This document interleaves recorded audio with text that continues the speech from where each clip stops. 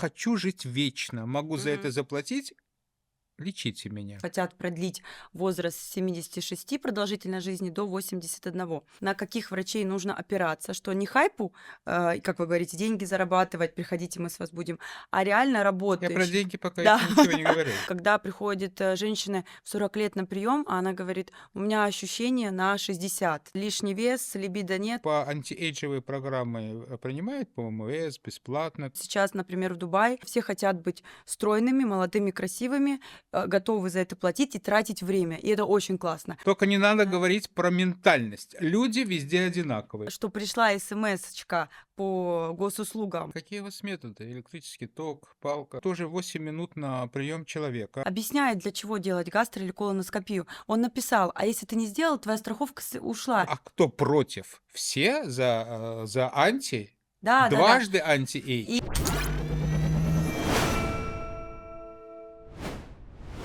Привет, я Гривицкий Владимир, руководитель группы компании медицины сна Spiramedical Medoxima Sleep. Мы находимся в студии Spiramеdia, впрочем, как и всегда, и ведем тут интересные беседы с новыми и хорошими гостями. Сегодня у нас в гостях Ирина Ионичевская. И, по-моему, вы уже второй раз у нас в гостях. Да, Ну, Бог Троицу любит, значит, все еще впереди. обязательно. Зачту врач-терапевт, гастроэнтеролог, пульмонолог, врач анти-эйдж медицины, кандидат медицинских наук. Еще раз здравствуйте. Добрый день. Почему такая богатая палитра и разброс специальностей? Интересный вопрос, который мне регулярно задают. Ну а как не задать? Тут Конечно, осталось только и этому есть, патологоанатомы, да. нет, и этому есть совершенно логическое объяснение. Я исходно врач-терапевт, работающий в стационаре в военном госпитале, начала писать диссертацию по теме хроническая обструктивная болезнь легких и ишемическая болезнь сердца. Реабилитационный госпиталь был. И у меня была специализация по пульмонологии.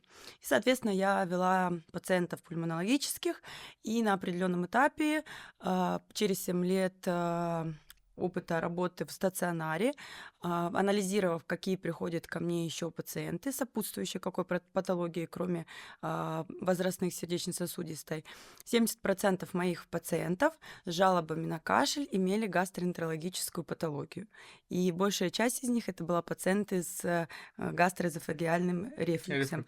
Конечно. И пациенты, приходящие ко мне, мучающиеся, долго кашляющие, соответственно, исключено все пульмонологическое, и я четко понимаю, что это гастропатология, и мне нужно пациентов куда-то перенаправлять. И проанализируя свою работу, я поняла, что мне нужно пройти первичную специализацию по гастроэнтерологии, потому что пациенты хотят наблюдаться у меня, хотят лечиться у меня, и в целом имея вот это пересечение, изначально это началось с патологии кашля, я пошла дальше, плюс я все время люблю учиться, развиваться, и мне было это интересно, и я прошла первичную специализацию по гастроэнтерологии.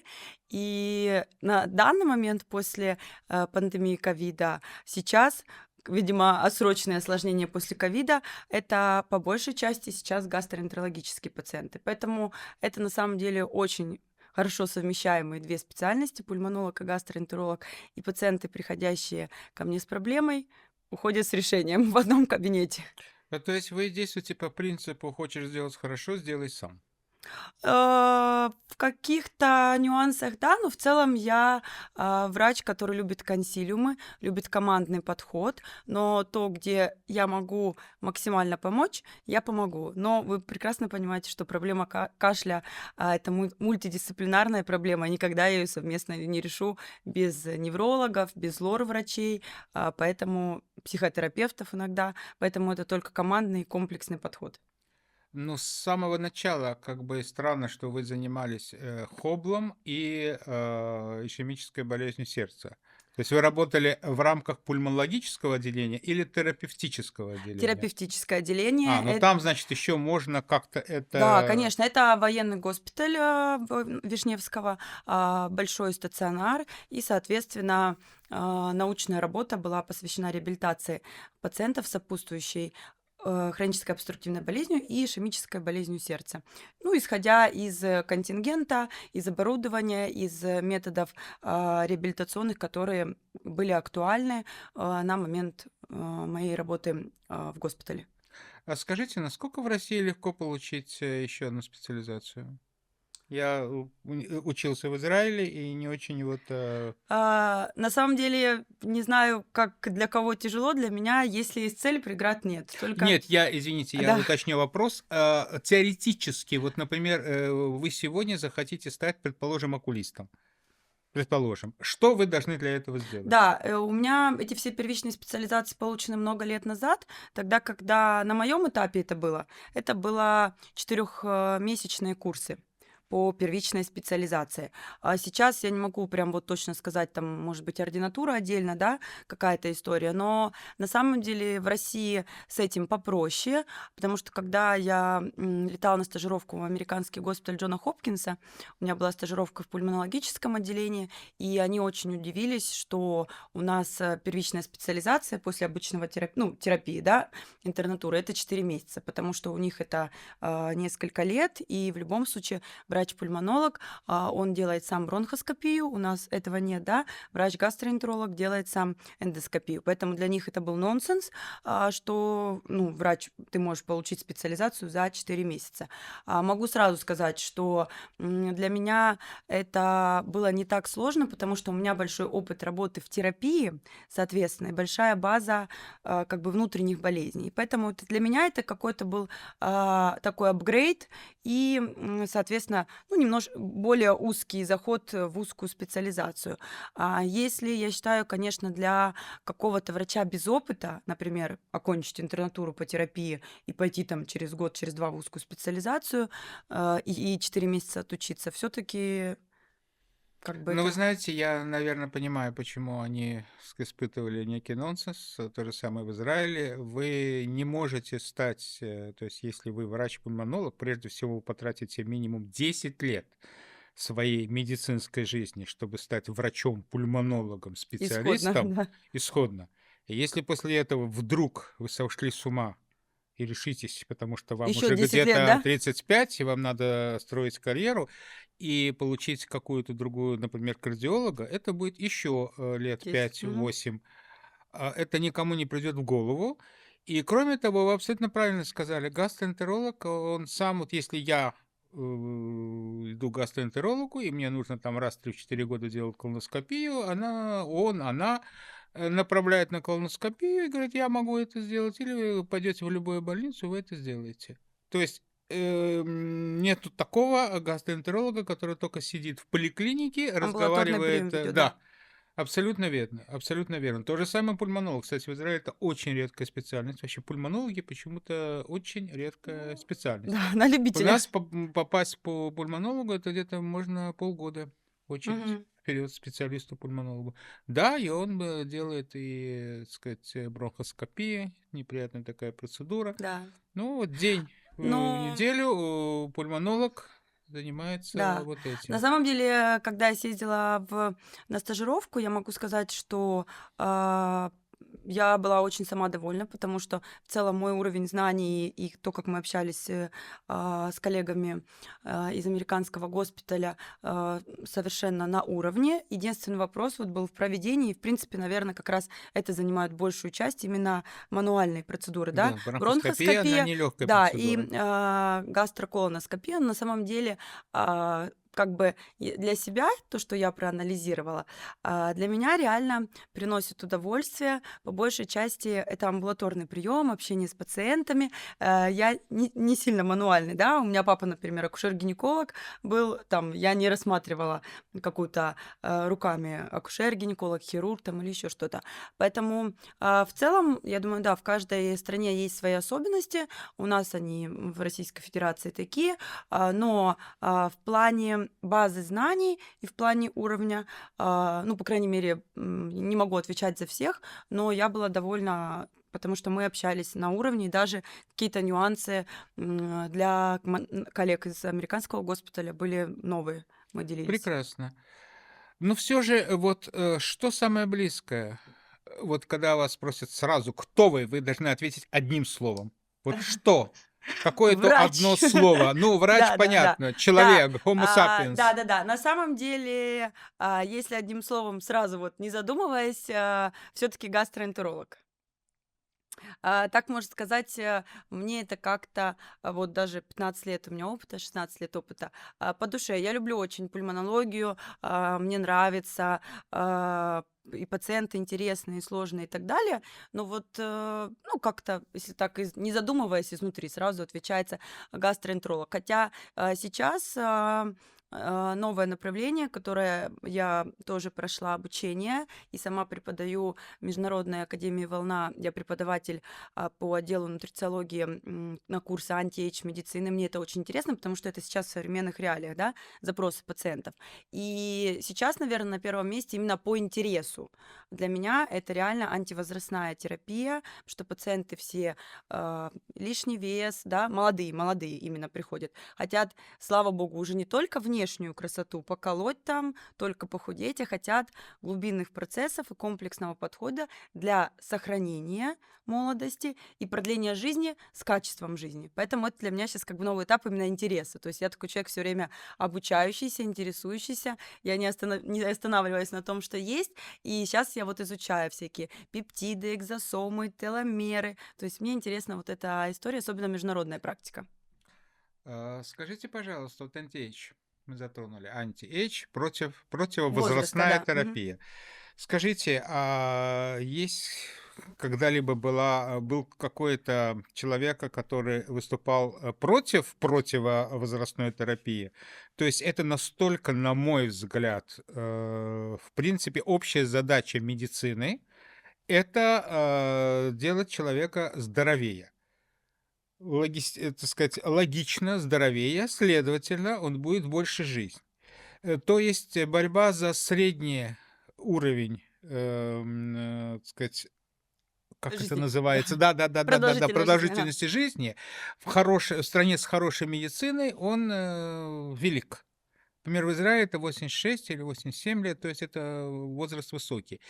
И поэтому анти-эйдж, как вы считаете, это не какая-то дань моде чему-то, типа «хочу жить вечно, могу за это Мгм. заплатить, лечите меня». Смотрите, вчера как раз выступала на конференции для руководителей клиник и про как внедрять анти-эйдж и для чего это нужно для руководителей клиник. И как раз рассказывала про национальный проект, да, Российской Федерации Голикова, да, все выступают, что хотят продлить возраст с 76 продолжительной жизни до 81. И что национальный проект будет как раз за это продление, профилактику и так далее и тому подобное. И это на самом деле очень хорошо. И, например, исходно, когда я шла в медицину и работаю, для меня профилактика, продление молодости, красоты — это первично.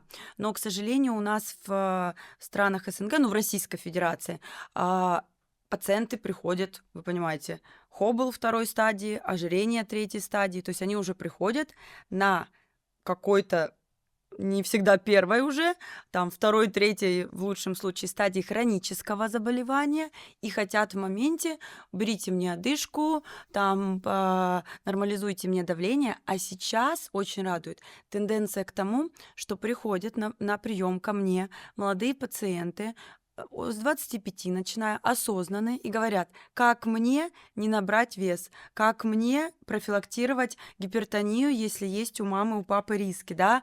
То есть меняется менталитет, меняется сознание, и это не мода. Я, ну, как бы тоже всем рассказываю, вещаю, и хочу, чтобы пациенты наши слышали, на каких врачей нужно опираться, что не хайпу, как вы говорите, деньги зарабатывать, приходите, мы с вас будем, а реально Я про работающие, деньги пока да, еще ничего не говорил. реально работающие методики, реально работающие исследования, которые могут помочь что-то профилактировать. И это очень круто, что пациенты сейчас меняются. То есть 10 лет назад у меня пациенты все были хроники. И я все время думаю: господи, как хочется, я везде вещаю, проходите регулярные чекапы, занимайтесь с юности, с молодости своим здоровьем, да. Когда приходит женщина в 40 лет на прием, а она говорит: у меня ощущение на 60, да, лишний вес, либидо нет, волосы выпали, настроения нет и так далее. В И 40 мужа нет. и мужа нет, да. И поэтому я всегда рада, когда вот это понимание пациентов, ментальность меняется, и врачи, соответственно. Конечно, в государственной медицине сложно. Поток, мало времени, не всегда есть время на обучение каким-то новым методикам. Помочь здесь и сейчас. Пневмония, хобл, обострение, гипертония. Врачи в частной медицине, не все, говорю, там частная, государственная, больше к этому стремятся. И, соответственно, вот сейчас, например, в Дубае, конечно, это, ну, не мода, просто тенденция. Все хотят быть стройными, молодыми, красивыми, готовы за это платить и тратить время. И это очень классно. У меня сейчас новый, то есть я в Москве, в Бакумов клиник, да, работаю, там профилактическая, превентивная медицина, и в Дубае. И я настолько получаю удовольствие, что ко мне приходят пациенты осознанные, здоровые, просто на чекап и обсудить со мной в их возрасте план действий на год, на 5, и рассказать, что мама, папа переносили, и я не хочу в таком возрасте там умереть или еще что-то. Конечно, ну, для меня, как для врача, это особое удовольствие. Это хорошо. А скажите, пожалуйста, вы не находите в том причину, что вы говорите, кто-то приходит со второй степени Хоббла? Вот именно, что пульмонолог — это грустная специальность, Да. потому что Хоббл, как минимум, это тяжелая болезнь. Мгм. И, как Инвалидизация. правило, им болеют, как правило, социально, так сказать, незащищенные слои. Мгм. То есть можно подумать, что вообще-то причина в том, что ему раньше, может, и хотелось пойти, но денег не было. Мгм. А вот скажите, по антиэйджевой программы принимают по ОМС бесплатно? То есть вполне возможно, что это люди, которые имеют возможность заплатить за то, что сегодня принято заплатить, в частности Мгм. антиэйдж, и имеют возможность пойти и этим заниматься. Вы не рассматривали в этой плоскости? Не рассматривала, не могу сказать, уже давно не работаю в государственной медицине, не могу сказать, какие сейчас программы включены, ну, какие возможности для пациента, но я могу сказать, что любой врач узкой специальности, будь то терапевт, эндокринолог, не знаю, сомнолог, кардиолог, если он получит знания и будет их иметь, он даже в рамках своего короткого приема, в рамках бюджетной организации может донести до пациента хотя бы какую-то часть, кусочек. То есть это желание. Понятно, что врачи государственных структур зависят там от протоколов, ОМС, да, вот этих всех историй. Им нужно быстренько здесь и сейчас помочь, но в целом это, если не в рамках системы, а в рамках врача, это желание врача просто. Потому что любому пациенту, любому, на любом этапе приходящем, даже если он приходит уже с какой-то стадией, мы же можем на этой стадии ему расписать, что ему делать, чтобы дольше прожить, качество улучшить, даже если у него вторая и третья. Да, базовое лечение у него будет, оно будет постоянное, как бы на регулярной основе, но, во-первых, если там та же хроническая обструктивная болезнь, поражаются другие органы системы, но мы же можем профилактировать, да, или отсрочить эту историю, чтобы он себя лучше чувствовал. Поэтому я считаю, что здесь история с образованием врачей, да, соответственно, с их желанием помогать и внедрять, потому что я всегда говорю, что там, записывая какой-то подкаст, где-то выступая, если я там хоть одного человека спасу и мотивирую пролечить хеликобактер, чтобы не было рака желудка, или хоть один человек бросит курить, чтобы не было, это уже значит, что моя миссия какая-то выполнена, да, и, ну, в рамках хоть госприем, хоть частный прием, хоть записать подкаст, и я уверена, что этот подкаст кто-то послушает и отложится и у пациентов, но всегда, когда записываю какую-то информацию, кроме пациентов нести полезную информацию, хочется донести до врачей, чтобы вот это менялось также мировоззрение, не только менталитет у пациентов, но и у врачей. Что если врачи будут массово говорить об этом, то и мы бесконечно будем доносить информацию. Пациенты станут осознаннее, они будут искать варианты, возможности, госпрограммы, не госпрограммы, как улучшить свое качество жизни. Я все же хочу попробовать договорить этот момент. Скажу вам, я согласен с вами, в принципе, всем, что вы говорите, кроме одного. Вы можете сравнивать российскую медицину, вы еще принимаете в Дубае, и я, так сказать, могу только сравнивать с израильской. У нас практически нет частной медицины, но только государственная. Там врачу тоже 8 минут на прием человека. А вот какая, на ваш взгляд, причина, что там все приходят к врачу, и за эти 8 минут они получают, что они хотят, и понимают то, что нужно вот сегодня быть здоровым, от российского человека, который приходит в государственную клинику тогда, когда его уже приносят на носилках.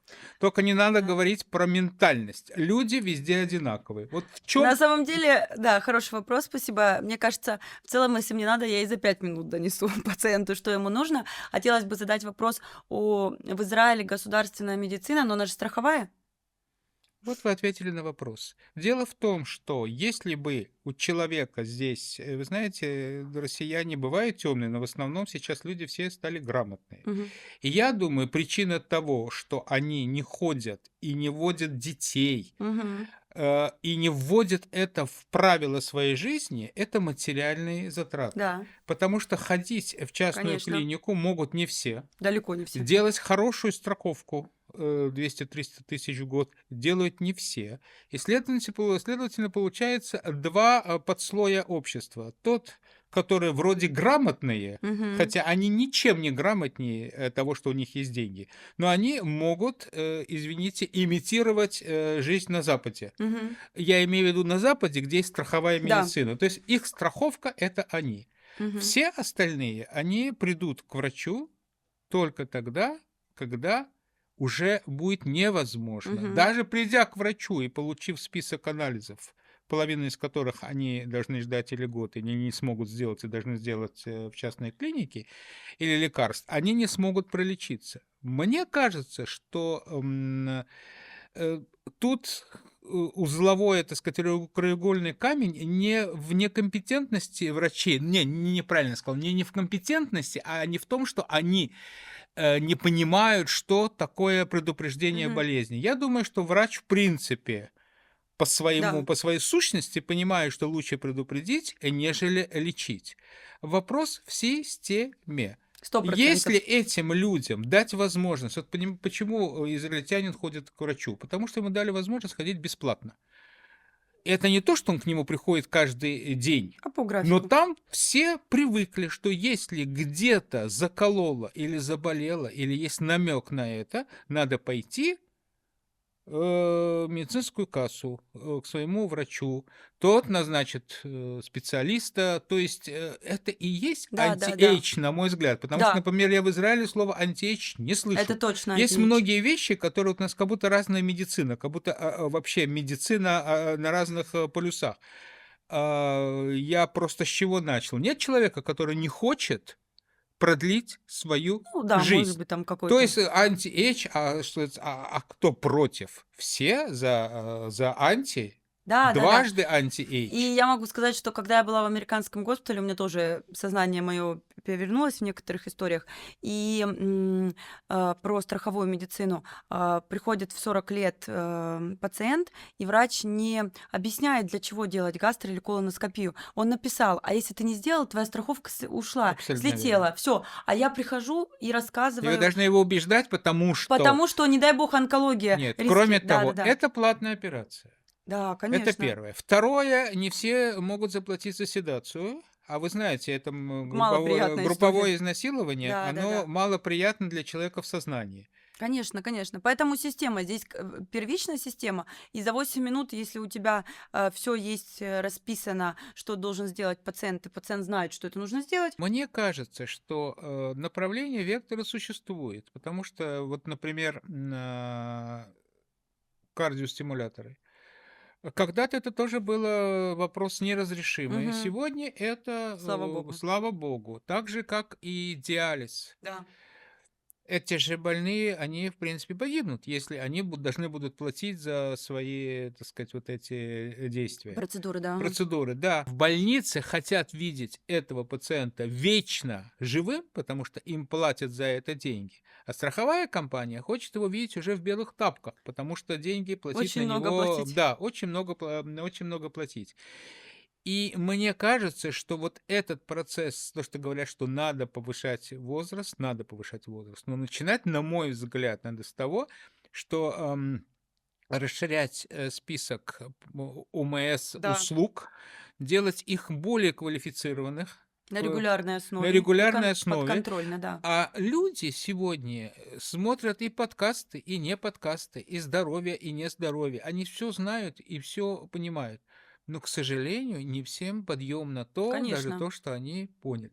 Ну да, в целом, кстати, я уже смотрю, у меня пациенты мои, которые приходят из государственных поликлиник, говорят, что нам пришло приглашение, правда, в 55, но уже хорошо, 55 на плановое гастроколона. Это прекрасно. Да, и то они, как вы говорите правильно, они задумываются, потому что в государственной поликлинике не включена седация. Она говорит, я подумаю, как мне идти на эту процедуру, но уже, что пришла смс-очка по госуслугам, вы должны записаться на гастроколоноскопию, это уже уровень. Это прекрасно. Да. Вот, кстати говоря, я так получил знакомство с таким хорошим полюсом Мгм. дополнительной страховки в клинику по делам управления Мгм. президента Сице-Врашек. Мгм. И вот мне было интересно, я спросил, гастроколонную седацию? Да, сделаем бесплатно. Я говорю, седацию? Нет. А Да, седацию вы должны пойти и отдельная плата. заплатить. Вот мне кажется, ну, несколько это Да. каменный век, да Каменный век, я простят тоже говорю, меня когда люди. спрашивают, я говорю, это прошлый век, вообще даже не Это все равно, что рассматривайте. полостная операция Да, не аппендицита сегодня. Как можно эту без процедуру седации, не делать знаю, без седации? не Вот, знаю. причем колоноскопии там надувают, там Конечно, все но это это делают. априори должно включаться, то есть комплекс гастроколоноскопии с седацией, только если уж какие-то там абсолютные противопоказания к седации, ну если не дай бог, а так только Абсолютно верно. седацией, все, вообще даже не рассматривать варианты без седации. Потому что человек никогда не делал, если он может сэкономить, он сэкономит, а А в потом, следующий когда он раз ты это в его вообще следующий не раз, он не отправишь. придет вообще Да-да-да, никогда. это Да. 100%. Скажите, пожалуйста, считаете ли вы, что ожирение – это пандемия 21 века? Конечно, И вот при всем, что все стали грамотные, да, и даже есть страховая медицина, нет страховой медицины, следовательно, все вот не от врача зависит. То есть конечно. это пандемия, и если пандемия ковида закончилась как-то вот совсем незаметно для меня, сменилась другой проблемой, Мгм. то эта пандемия не закончится, Десятилетие. и я думаю, что это Да-да-да. навечно. А как вы думаете, в чем причина? Ну, я здесь, конечно, считаю, все-таки история больше не с врачебной стороны, потому что в целом, как вы правильно сказали, что любой врач, мы в эту профессию идем, в принципе, 100% по желанию, по призванию, любой врач хочет помочь, профилактировать, да, и там нормализовать вес и так далее. Ну, то есть, если к врачу придет. Это все-таки сейчас по моим пациентам вижу очень малоподвижный образ жизни, даже при желании, и огромный уровень стресса. То есть стресс, который либо заедают, Либо запивают. либо запивают, либо заедают и запивают. И даже при материальных возможностях посещать спортзалы, личный тренер и так далее. Вот эта история с мотивацией или с чем-то таким, не знаю, с чем для меня не всегда понятным, она все-таки очень снижена. И когда я обучилась гастроэнтерологии, и вот сначала была у меня проблема, что я занималась кашлем, да, рефлюксом и так далее. Очень много я и сейчас занимаюсь, и объясняю пациентам, что нужно лечить хеликобактер, чтобы не было онкологии и так далее. Но я столкнулась с вопросом тем, что я полечила какую-то острую гастроэнтерологическую проблему, а дальше вопрос питания, ну, как бы в рамках приема не всегда успеваешь, да, там, и в один прием это не вложится, то есть выстроить режим качества питания для пациента, который снижает вес. Почему я к рефлюксу притягиваю? Потому что при ожирении гастроэзофагеальная болезнь очень обостряется. И первое, что я пациентам говорю при рефлюксе, снижение массы тела в рекомендациях, да, двигательная активность, убрать триггеры и убрать там курение, алкоголь, да. И, соответственно, я проходила тогда еще курсы по нутрициологии, потому что я понимаю, что у меня даже часть есть пациентов, ну, это, конечно, осознанные пациенты, которые с запросом лишним весом не хотят там какие-то, слава богу, первично лекарственные препараты, а хотят выстроить режимы качества питания. То есть проблема для человека. Они платят деньги, чтобы я 3 месяца с ними была в сопровождении, чтобы они мне присылали фотографии, сколько они что едят, потому что они не могут организоваться. Хотя при этом там высокоосознанные, с высшим образованием, руководящие должности и так далее. Проблема в организации и выставлении приоритетов. Какие у вас методы? Электрический ток, палка, Нет, плетка? слава богу. Нет, Почему взрослые люди, на мой взгляд, мне это было никогда и непонятно. мне Вот если непонятно. я хочу Конечно. перестать кушать, то для этого мне не Да. надо кто-то, кто мне это объяснит. Вот вопрос, сейчас, вот вы спрашиваете, в чем проблема? В чем А проблема? почему Это столько глубинные. людей стали вот так питаться? У пациентов проблема выстраивания приоритетов. Приоритеты — побежать на работу, проработать 8 часов, заработать побольше денег. При этом они не могут встроить 2 раза в день поесть на работе, понимаете? Вот я сейчас к вам на подкаст еду, я с утра встала в 6, но я позавтракала полноценно, у меня сейчас в пакете с собой гречка и курица, я То есть потом вас еду. кормить не надо будет? Нет. Уф, слава богу. Да, А я вот то сижу и есть, думаю, когда как мне вот мы... пациенты говорят: "У меня нет времени", я им всегда объясняю. То есть я работала 7 лет главным врачом, у меня 2 детей, я писала науку, там сейчас я готовилась к международному экзамену. Но вопрос, питания вообще у меня в 40 лет в одном и том же весе, то есть 53 килограмма. Там, Ну, с какой-то стороны вы должны сказать спасибо папе и маме. ну, может быть, конечно, но Это не может быть, это да, точно. генетика имеет большую роль, но, я прибавляла в роды, да, и так далее, и тому подобное. Но у меня четко выстроен режим питания. Летаю я, учусь я, работаю ли я. Да, иногда это может быть не полноценный, там, хорошо насервировала и выложила, но я не пропущу режим питания, ну, свой прием пищи, да. Пациенты приходят с лишним весом, вообще не завтракают, поели в 11 вечера, какой-то где-то фастфуд, но зато отработали и так далее и тому подобное.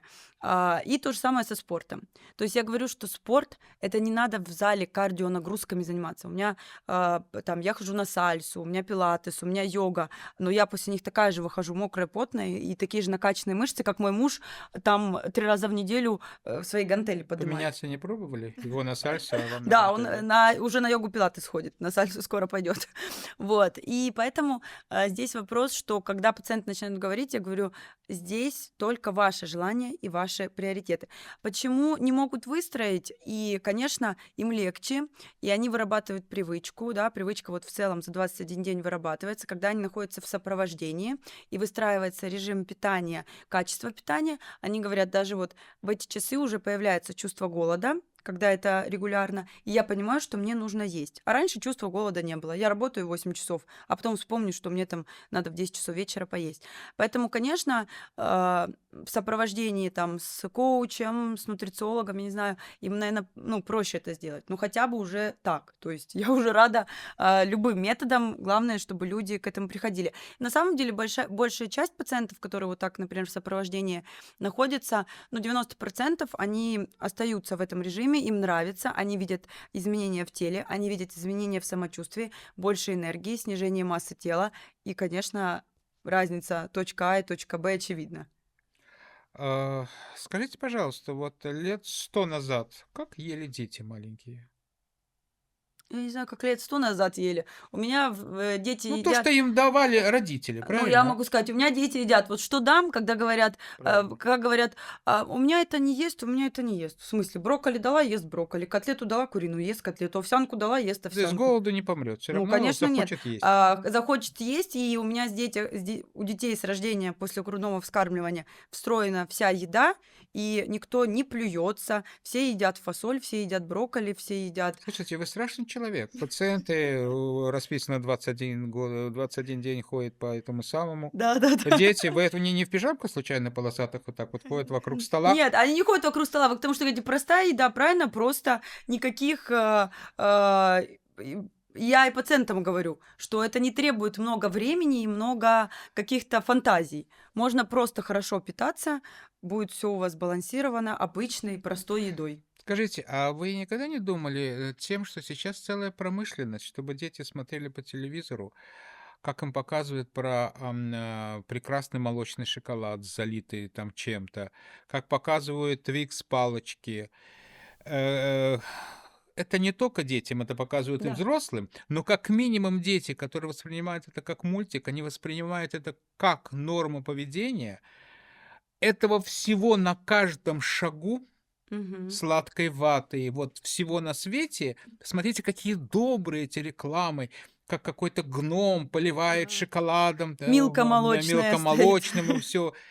Мой взгляд, что все начинается с детства. 100%. Потому что режим питания, вообще культура питания Да. я почему сказал 100 и 200 и 300 лет назад, у бедных людей была обычная, питание было скудное, но во всяком случае никаких шоколадов, Конечно. разносолов. В богатых аристократических семьях, в отличие от сегодняшних, сегодня, вы знаете, все больше богатых, все меньше аристократических, Мгм. там учили есть мало. Часто, то есть вот Да. эти вот тарелочка, где вот овсянка, сыр, помните это? Вот ели так. То есть эти дети уже были приучены есть мало, понемножку, Мгм. Дробненько. дробненько. Окей, берем детей сегодня. Начать с того, что какой процент полных детей. У меня вчера на приеме из 8 человек 4 человека было, подростков, 18 и 22, ну уже 22 не подросток, да, с расстройством пищевого поведения. Причем с мамой на приеме были 2 девочки-близняшки. И на вопрос, когда я спрашиваю, как вы кушаете, сколько кушаете, мама говорит, они так с детства. Ну, то есть сразу, да, история такая, да, конкретно про детство. И еще вот несколько человек было именно психоэмоциональный фон, но тоже, когда задаешь вопросы, а как вы в детстве кушали, у мамы, в садик и так далее, все проблемы оттуда. То есть в целом мало пациентов, которые приходят, и что-то у них в моменте случилось. Эта история вся тянется, они говорят, вот мы все время в борьбе с весом. Со школы. Я говорю, вот когда у вас лишний вес начался? Да и в школе было, и в садике, и в институте. Я все то худею, то поправляюсь, то худею, то поправляюсь. Вопрос культура Культура еды. пищевая с Да. детства. Вот на вашем приеме примерно какой процент людей, которые приходят с изрядно, так сказать, повышенным весом? Ну, скажем, 70% это ожирение первого типа точно, а второе, третье 25-30% будет. Мгм. Первого типа это body mass индекс до 35. Да. Мгм. Мгм. Но теперь мы видим абсолютно прямую связь с нарушением дыхания во сне. То Да, есть вы это сказали сейчас абсолютно четко, что 25-30% вашего приема это уже это люди с большой вероятностью нарушения дыхания во сне, потому что до 35 body mass индекс, как можно бы так еще, да, сказать, да, соу-соу. хотя смотреть надо Да, везде. А вот, когда 40, 45, 50, с 90% уверенностью да, вы можете сказать, что этот человек имеет нарушение дыхания во сне. да. Вы спрашиваете его об этом? Конечно, первое, что опрос у меня, знаете, как на приеме мои пациенты иногда глаза округляют, они приходят там, ну, к терапевту, гастроэнтерологу без какой-то явной проблемы, которую я начинаю задавать. Кроме того, что как вы едите, что вы едите, я спрашиваю, как вы спите, храпите ли вы, жалуются ли на вас, что вы кто-то храпит, да, как у вас настроение, как у вас либидо, как у вас все. И они думают, пришли по одному, а оказалось масса глобальных проблем других, которые могут привести, к сожалению. Но если они говорят, что я не храплю, Да, а днем засыпаете? Да нет, не очень. И либидо, ну, обычно.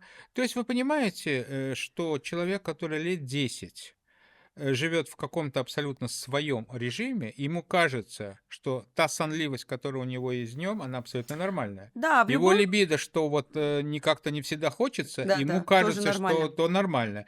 И что с этим делать? В любом случае, вы прекрасно понимаете, кроме опроса и осмотра физикального, это лабораторные исследования, то есть кроме того, что мы спросили, посмотрели, послушали, померили талию, посчитали индекс массы тела, ему И шею. сказали, что это, да, риски уже, ну, как бы 90%, то есть это же доказанные научные исследования, это не моя авторская методика, не мои какие-то прогнозы, что при таком индексе массы тела риски того-то, того-то, То есть это того-то протокол, повышаются. Конечно, да? ну это в целом, и в любом случае любому даже априори здоровому человеку раз в год это КГ, анализы, там рентген, да, ну по рентгену не всегда нам в целом не особо что-то информативно, и поэтому для меня это первично. Я, как всегда говорю, сон и питание. Если эта база не будет выстроена, то дальше нечего раскручивать, да.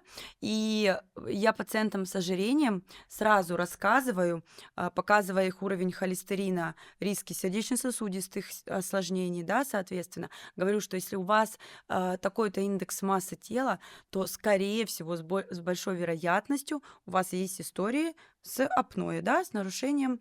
И что дальше? Да, то есть, ну, если мы проходим историю с, например, первично с ЭКГ, могут быть, да, изменения, какие-то паузы, аритмии и так далее. Ну, если там очевидно, то очевидно, да. А дальше, в любом случае, если пациент сказал, что храплю или какие-то с носом историю, мы отправляем к лору, да, посмотрели, то есть комплексно. Дальше, конечно, я отправляю к сомнологу обязательно. То есть из всего вашего ответа я понял, что вы сами, вам недоступно какое-то исследование, чтобы вот вы увидели человека с body mass index 45 и плюс, и что-то сделать ему быстро. Мне не то, что недоступно, например, в рамках клиники, там, где я в Москве Да. работаю, да, мы не специализируемся на этом, как бы руководство ну, там, не видит надобности, не знаю, не на другом акценты делает. И у меня есть в арсенале специалисты, которым я отправляю конкретно, потому что сделают исследования, А да. если не дойдет? Ну, у меня пациенты осознанные, 90% моих пациентов доходит. То есть я, слава богу, благодарна Вселенной, что я работаю с теми пациентами, которые идут ко мне, потому что у меня не сильно дешевый прием, 15 тысяч рублей, да, и поэтому пациенты, которые идут ко мне, они прислушиваются в 90%. И если я иду и говорю, что вам нужно повесить аппаратик на пальчик и сюда, и зафиксировать ночные часы, есть ли нарушение сна, остановки сна или нет, они это сделают. Ну, может, реально там 2-3% не сделают. Если я говорю, что нужно сходить к лору, нужно сходить к сомнологу или сделать гастроколоноскопию, они сделают, потому что они понимают ценность, они записываются заранее, они знают, что я не буду назначать ненужные обследования, я не отправлю на МРТ коленки, да, там, если это не нужно в рамках какой-то истории, я отправлю туда, где нам действительно нужно проверить. Нет рисков, нет лишнего веса, мы не будем делать, да, или отправляться к сомнологу, мы сделаем то, что нужно. Если мы видим, что пришел человек с лишним весом, мы как врачи априори понимаем, что будет эта история, да?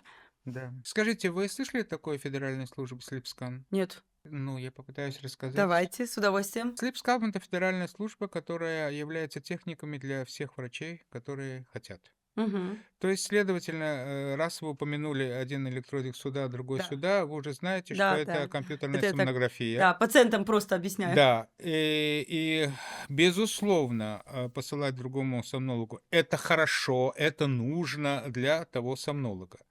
Сейчас давайте отвлечемся и будем говорить о интересах пациента. Интересы пациента — это, к примеру, когда он приходит к стоматологу нужен его панорамный снимок. Куда он Мгм. посылает? Есть такая служба, то ли Пегасо, как она? Пикассо. Пикассо. Ага. Что такое Пикассо? Ну, сеть, которая Абсолютно делает, да. верно. Там не лечат, не ставят Только диагноз. диагностика. Отлично. То же самое с липскан. Когда вы видите человека, вы понимаете, это должно быть в протоколе. Ну, в Да, случае, как это в конечно. мире, там больше 35, вы же не объясняете, зачем ему надо делать кровь, мочу. Нет, Вы надо, да. говорите там, ну, вот это нужно сделать. Это служба для врачей, не для пациентов. Мгм. Вы тыкаете в интернете, даете данные пациента с его разрешения, Да. ему делают это исследование, вам присылается Результат. файл, где по закону SleepScan не может давать заключение. Да, Оно присылает файл. Вам достаточно нажать на кнопку Мгм. «Расшифровать», и вы получаете Результат. готовый результат. То есть исключается некий путь, что пациент идет к другому врачу, потому что, как правило, я верю, что сомнологи все порядочные люди. Да, я Ну, бывает, точно с что порядочными они работаю. доходят Да. не туда, им начинают что-то делать другое, и потом, глядишь, что-то, чего-то как-то не где-то. То есть для того, чтобы измерить давление, вы же не посылаете к Да, это другому очень круто. И врачу. спирометрию я делаю на приеме, да, сама, Абсолютно. соответственно. А вот это, то есть два варианта. Или врач имеет Сразу этот здесь и прибор сейчас. у себя, Мгм. и клинике это, кстати говоря, очень выгодно финансово, поэтому вы на всякий случай, если захотите, я вам Да. объясню, почему им это выгодно. Они даже не знают, насколько это выгодно. А вам, как врачу, удобно послать пациента в слепскан, и он к вам Да. приходит с этим анализом. Для того, чтобы вы на него смотрели, достаточно посмотреть в 2 точки и понять, что с пациентом. Но Мгм. чтобы посмотреть в 10 точек, вы можете пройти Обучение. мастер-класс Мгм.